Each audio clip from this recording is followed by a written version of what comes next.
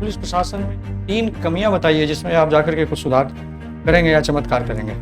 आप मुझे ये बताइए कि वन नेशन वन इलेक्शन, जी सर। इससे संविधान के किस किस आर्टिकल पर प्रभाव पड़ेगा? अगर डिजिटल वोटिंग सिस्टम इंडिया में लागू कर दिया जाए, जी सर। क्या इसका इफेक्ट पड़ेगा कॉन्स्टिट्यूशन पर?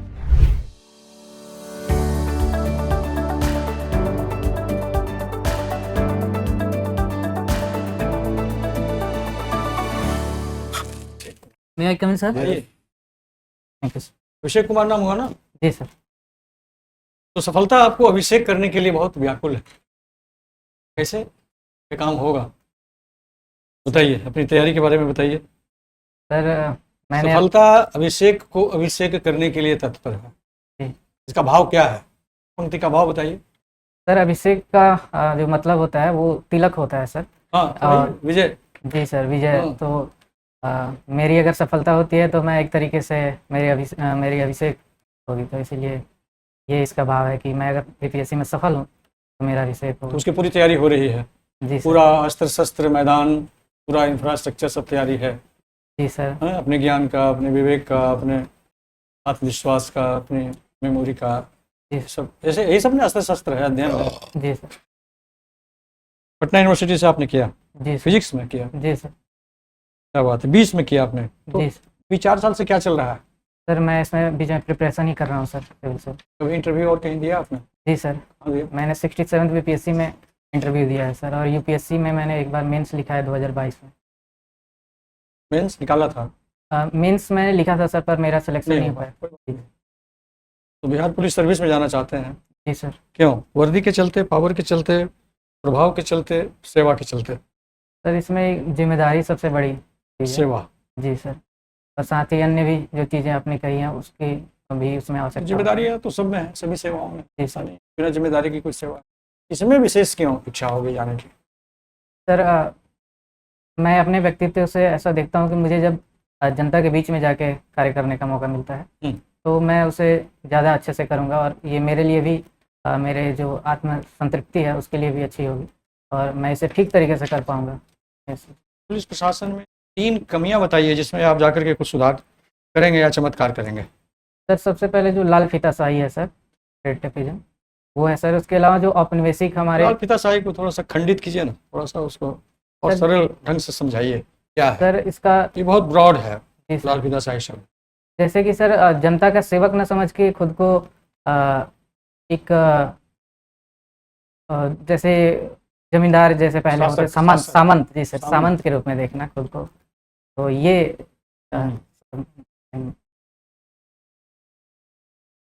बहुत से समय आएंगे आपको ड्यूटी करने के समय, बहुत प्रेशर पड़ेगा, जी सर। बहुत प्रलोभन पड़ेगा। जी सर। कैसे भिड़ेंगे? सर मैंने अब तक थ्रेट भी आएगा। जी सर। सर इन सभी जो आपने बातें कही उसके लिए उसमें इतनी शक्तियाँ भी होती हैं, उतने सुविधा होती है जिसके कारण हमें इन सभी चीज़ों का प्रभाव कम पड़ता है, और इन सभी चीज़ों से हम उससे मुकाबला कर सकते हैं सर। और साथ ही मैं जो तैयारी में हूँ और मेरी जो अपनी मनस्थिति है उस हिसाब से मैं इन सभी चीज़ों से सर लड़ सकता हूँ, इन सभी चीज़ों का रोक सकता हूँ। चार्जशीट फाइल करने की अधिकतम अवधि क्या है पुलिस प्रशासन को? कोर्ट में किसी मामले का चार्जशीट, आरोप पत्र दाखिल करने का अधिकतम अवधि क्या है? Sorry sir. कोई बात नहीं। ये बता दीजिए कि अदालतों में जो पेंडेंसी ऑफ केसेस करोड़ों में है अभी, जी 4 करोड़ तो सिर्फ है डिस्ट्रिक्ट कोर्ट्स में थ्रू आउट इंडिया, जी उसी अनुपात में बिहार में भी होगा। Yes. कैसे इसको दूर किया जा सकता है? Yes. कुछ हद तक तो जिम्मेवारी पुलिस प्रशासन की भी है। जी सर। इसमें सबसे बड़ी बात जो है कि जो केस जिला अदालत में यदि दाखिल होते हैं सर, तो वो बढ़ते बढ़ते बढ़ते बढ़ते सुप्रीम कोर्ट तक पहुंच जाते हैं, और कोई भी जो पहला लेवल है उसमें कोई भी जो पक्ष होता है वो संतुष्ट खुद को नहीं कर पाता, नहीं हो पाता है। और ये मुझे लगता है सबसे बड़ी समस्या है, जिसमें जो केस डील हो जाना चाहिए जिसको, वो लंबे समय तक खींचते चला जाता है, और जो केसेस की संख्या वो बढ़ती चली जाती है। कारण बताइए ना, इसका या कैसे इसका समाधान कैसे होगा? कारण छोड़ दीजिए, जी सर। समाधान कैसे होगा? इसका समाधान ये होना चाहिए सर कि जो स्पेशल प्रकार के केसेस हैं सर, उनको ही बस सुप्रीम कोर्ट तक जाने का अवसर मिला। उससे जो दूसरे तरीके के केसेस है वो नीचे ही उनको जिला अदालतें हो गए ये सब सिमटा दें, उनको उन पर फैसले सुना दें, तो इससे एक तरीके से कम हो सकता है। दूसरा सर, जो जजेज की काफ़ी कमी है भारत में, कहा जाता है कि जो बहुत सारी रिक्तियाँ हैं इसमें, तो उसको भर के हम तो पूरा कर सकते हैं सर। इसके अलावा सर, जो ऑल इंडिया जुडिशियल सर्विसेज है, इसकी भी बातें की जाती है कि यदि ये सुविधा चालू की जाती है तो भी इसमें सर इसकी एफिशिएंसी बढ़ेगी और जो कोर्ट के काम है उसको जल्दी सॉल्व किया तो जाए। आप कह रहे हैं कि अभी जो जजेज हैं वो इफिशियंट नहीं है? सर वो इफ़िशिएंट हैं सर, पर और भी जो पोटेंशियल है इससे भी अधिक है सर। अगर और अधिक उसमें बहाली होती है, जो नंबर्स बढ़ाने की बात कर रहे हैं आप? जी सर। तो वो तो ऐसे भी बढ़ सकता है, उसके लिए नेशनल जुडिशियरी वाला करना जरूरी है क्या? सर ऐसा जो अभी सिस्टम चल रहा है उससे भी नंबर बढ़ सकता है ना? जी सर जी। चलिए सर, पूछिए आगे। नेशनल जुडिशियल अपॉइंटमेंट कमीशन की क्या स्थिति है अभी? सॉरी सर, मैं नेशनल जुडिशियल अपॉइंटमेंट जी सर एनजे कमीशन जी सर। बना है कि बना था? हाँ सर, इसको मैं जहाँ तक ध्यान कर पा रहा हूँ सर, 99th जो कॉन्स्टिट्यूशनल अमेंडमेंट था सर, उसके द्वारा इसको लाने की कोशिश की गई थी, परंतु इसको मूल ढांचे के उल्लंघन के रूप में इसको सुप्रीम कोर्ट द्वारा खारिज निरस्त कर दिया गया। जी सर। पूछा जी? ठीक है। अभिषेक, मुझे ये बताइए कि एक व्यक्ति है, उस व्यक्ति को पुलिस अरेस्ट कर लेती है, जी सर। उसको कोई कॉज नहीं बताती है जी सर। और उसको जेल में डाल देती है। अब वो व्यक्ति किस प्रकार का प्रोटेक्शन ले सकता सर अनुच्छेद 22 है जो पुराने आपराधिक स्वतंत्रता एवं जो बंदी है उसके अपने अधिकार की बात की गई है।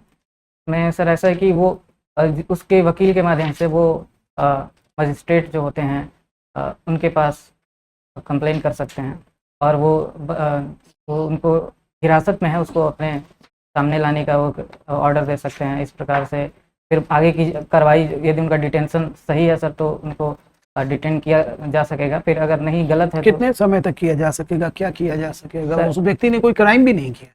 सर ऐसे तो 48 घंटे हैं सर कि 48 घंटे तक डिटेन करके पुलिस उसको रख सकती है और उसके अंदर उसको पेश करना होता है मजिस्ट्रेट के पास सर, और फिर मजिस्ट्रेट आगे की कार्रवाई बताते हैं कि उनको डिटेन करके रखना है या नहीं।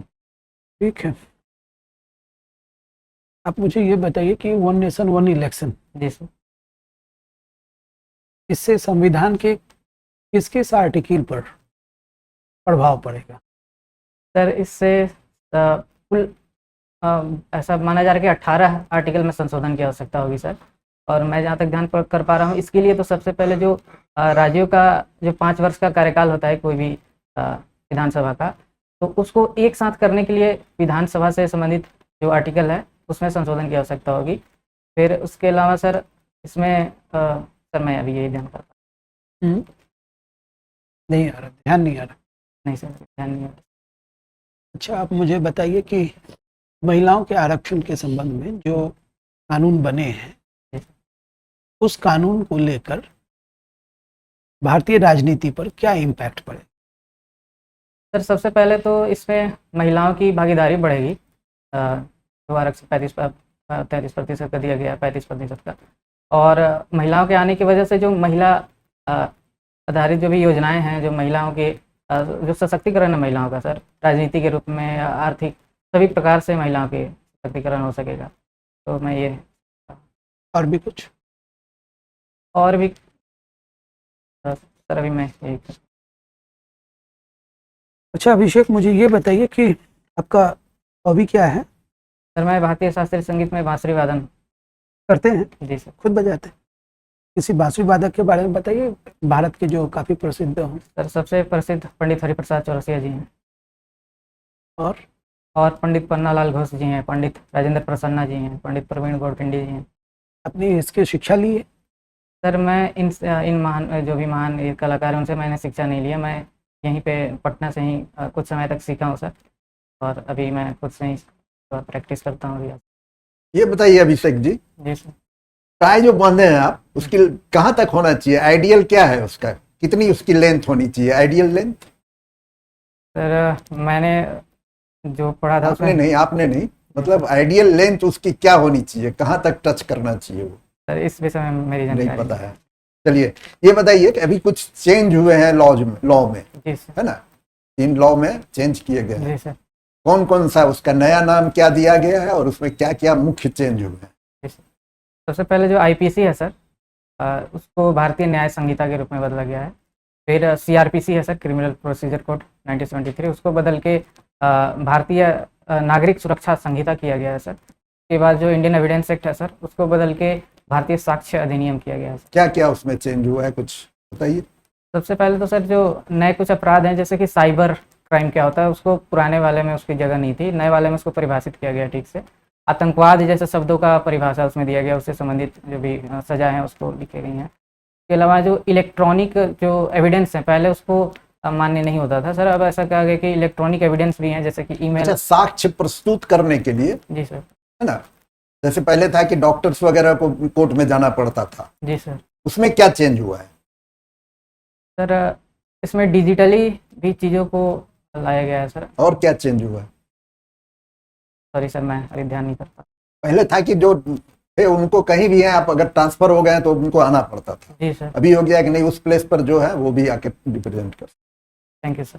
अच्छा ये बताइए कि अगर डिजिटल वोटिंग सिस्टम इंडिया में लागू कर दिया जाए, जी सर। क्या इसका इफेक्ट पड़ेगा कॉन्स्टिट्यूशन पर? क्या ये कॉन्स्टिट्यूशन के जाएगा उसके रूप में, या उसमें कोई आपको लगता है कि कुछ फॉल्ट आएगा? सर क्योंकि डिजिटल करने में कई सारी इसमें समस्याएं हैं, साइबर अटैक का खतरा है सर, या फिर उसको डाटा चोरी, बहुत सारी चीज़ें का खतरा है। मैं समझता हूँ कि अगर इतनी व्यवस्था हो कि सभी रूप से उसको नियंत्रित किया जा सके, तो ऐसा भविष्य में कभी किया जा सकता है सर। परंतु वर्तमान में मुझे लगता है कि ऐसी स्थितियाँ काफ़ी अभी चुनौतीपूर्ण हैं, और ऐसे करने में कई समस्याएं आ सकती है, और एक समस्या से पूरे देश का जो निर्वाचन प्रणाली है उस पर सवाल उठाया जा सकता है, या फिर से चुनाव करने की आवश्यकता पड़ सकती है यदि कुछ गड़बड़ हो या डाटा चोरी हो। तो मुझे लगता है कि अभी के लिए ये। अच्छा, आज का न्यूज पढ़ा है, न्यूज़पेपर पढ़ा है आपने? जी सर। क्या क्या इम्पोर्टेंट उसमें लगा आपको न्यूज? सर पहला जो न्यूज़ था वो मैं हिंदुस्तान पढ़ता हूँ सर, तो उसका हेडलाइन ये था कि जो बिहार से अब 4 घंटे में पूरे बिहार से मतलब पटना में लोग आ सकते हैं, मतलब ऐसे ही परिवहन व्यवस्था में सुधार किया जाएगा। इसके लिए जो एक्सप्रेस वे गलियारा बनाया जा रहा है, एक्सप्रेस वे, तो वो 3 एक्सप्रेस वे बनाई जा रही हैं। उसके अलावा sir one nation one election के बारे में भी में चीज़ें थी। और सर अंतर्राष्ट्रीय खबरों में जो लेबनान में पेजर अटैक हुए हैं उसके बारे में था। क्या उसमें हुआ है लेबनान में, उसका क्या प्रभाव पड़ रहा है? सर लेबनान में जो पेजर एक डिवाइस होता है सर, जिसको मैसेज भेजने के लिए, उसे रिसीव करने के लिए इस्तेमाल किया जाता है सर, तो उसमें अचानक विस्फोट हो गए हैं सर। ऐसा कहा जा रहा है कि उसको जो इजरायली संस्था है उसके द्वारा ऐसा मोसाद का। वो तो ठीक है, इसका इफेक्ट क्या पड़ रहा है? इसका इफेक्ट सर सबसे पहले तो साइबर जो वारफेयर है सर, उसका पोटेंशियल यहाँ पे दिख रहा है कि कितना ये घातक हो सकता है सर, और किस प्रकार से लोगों को, कितना इसका वाइड रेंज है कि एक एक लोगों को प्रभावित कर सकते हैं सर। ये सबसे बड़ी मुझे चीज़ दिखी। उसके बाद इंटरनेशनल जो रिलेशंस होते हैं दो देशों के बीच में, जैसे ईरान और इजराइल के बीच में, लेबनान इजराइल के बीच में, ये और बिगड़ता हुआ दिख रहा है सर। हो सकता है कि इजराइल के साथ लेबनान का भी युद्ध अब हो जाए, ऐसे स्थितियाँ बन। गंगा रिवर कहाँ इंटर करती है बिहार में? सर बिहार में जो बक्सर में चौसा का मैदान है सर, वहाँ से बिहार में इंटर करती है। ये ओरिजिन कहाँ से है गंगा का? सर ओरिजिन इसकी उत्तराखंड उत्तरकाशी जो जिला है, वहाँ के गोमुख ग्लेशियर से उसका उद्गम माना जाता है। बिहार में फ्लड का कारण बताएंगे? सर बिहार सबसे जो नॉर्थ इंडियन जो अफवाह प्रणाली है सर, उसमें जो सबसे मेन नदी जिसकी सेंट्रल नदी है वो गंगा है, और उसमें जो सभी जो उत्तर भारत की नदियां हैं वो लगभग आके मिलती हैं, और उन सभी का पानी बिहार से आता है। और चूँकि बिहार एक समतल मैदान भी है, तो इसलिए यहाँ पे जो सुभेद्यता है बाढ़ के लिए वो काफ़ी बढ़ जाता है, और लगभग प्रत्येक जो मानसूनी सीजन होता है सर, उसमें यहाँ की नदियाँ अपनी सीमा को पार करती हैं और बाढ़ आता है सर। बिहार की कुछ योजनाओं का नाम बताएं जो अभी बहुत इम्पोर्टेंट है, या फिर उसको वैसी योजनाएं जो सेंट्रल गवर्नमेंट भी उसको या अन्य स्टेट भी उसको फॉलो कर रही है।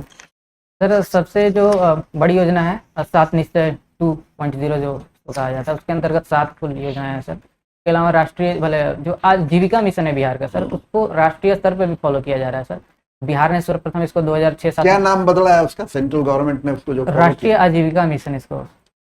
और आगे बढ़िए, एक दो योजनाओं का और नाम बताएं। और सर जैसे कि मुख्यमंत्री कन्या उत्थान योजना है सर, जिसमें ये भी अम्ब्रेला योजना है। इसमें कई स्तर पे महिलाओं को साथ दिया, जैसे कि स्नातक में 50,000 जो स्कॉलरशिप दिया जाता है, उसने बहुत बड़ा बदलाव किया है महिलाओं को आगे उच्च शिक्षा को पूरा करने के लिए।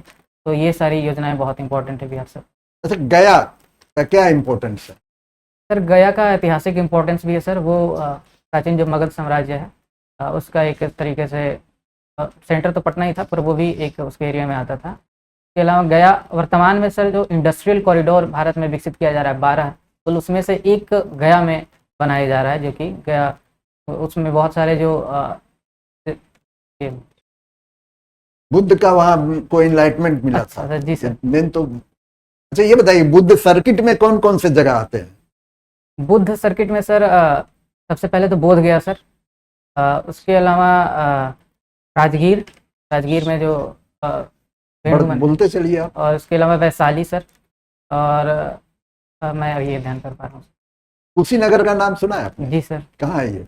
कुशीनगर सर ये देवरिया जिला उत्तर प्रदेश में है सर। क्या रिलेशन है बुद्ध के साथ? सर वहाँ पे भगवान बुद्ध का वहाँ पे महापरिनिर्वाण, जिसको मृत्यु कहा जाता है, वो हुआ था। सारनाथ का नाम सुना है? जी सर। कहाँ है ये? सारनाथ सर बनारस के आसपास है ये। वहाँ पे उन्होंने पहला उपदेश दिया था।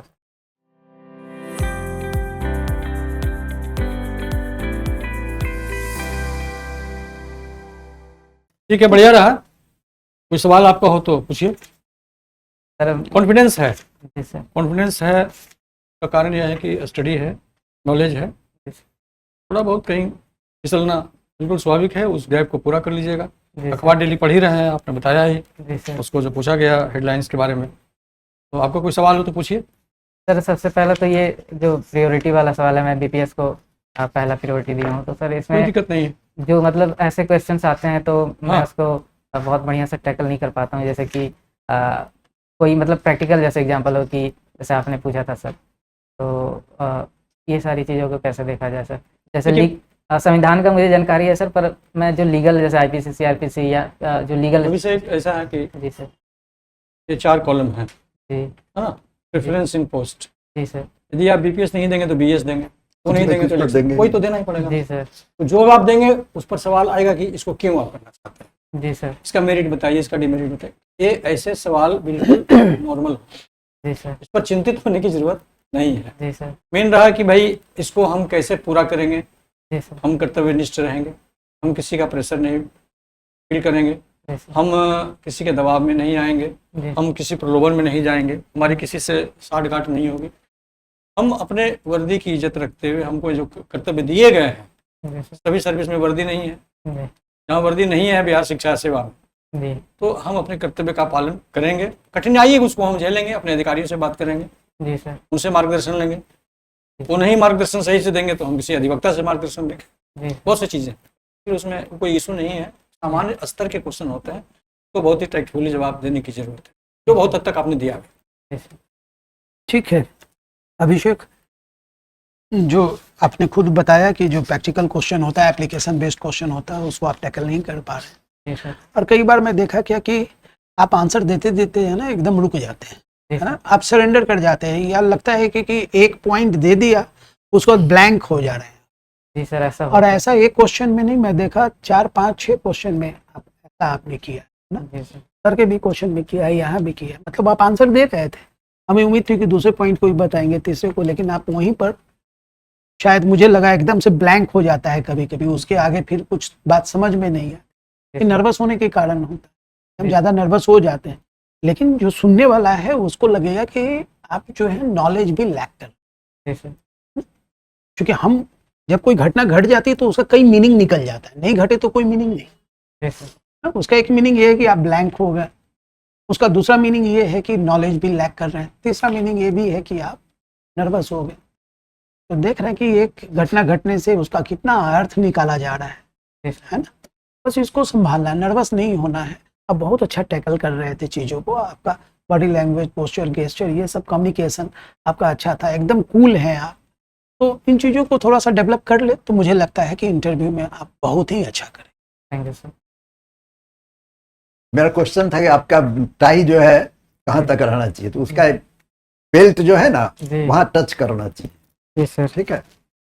बाकी और आपका बढ़िया है, सब कुछ ठीक है। जवाब जी। भी आपने ठीक ही दिया कुल मिलाकर। जी। थोड़ा सा नर्वसनेस की बात उन्होंने बताया आपको, जी तो सर। उसको थोड़ा सा दूर करने की जरूरत हो है। जी कैसे आप दूर करेंगे उसके लिए है कि आप थोड़ा रसप कीजिए अपने जो पढ़ा है आज तक, जी सर। ठीक है। बाकी आंसर आपने ठीक दिया, बढ़िया दिया, जी। ठीक है।